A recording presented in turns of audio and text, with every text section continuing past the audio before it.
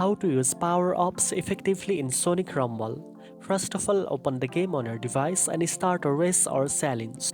Power-ups are essential tools that can give you an edge during gameplay, helping you move faster, collect more rings, or defeat enemies more efficiently.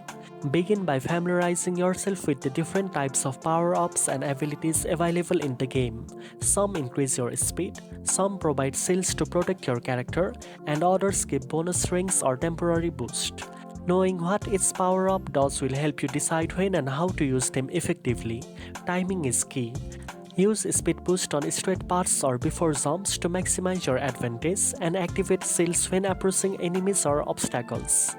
Save special power-ups for challenging sections or races where you need an extra edge to complete objectives.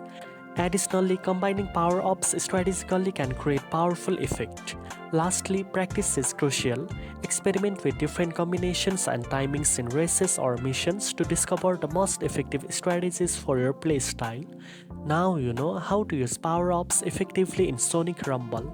If you found this video helpful, don't forget to like, share and subscribe for more gaming tips. Thanks for watching and I'll see you in the next one.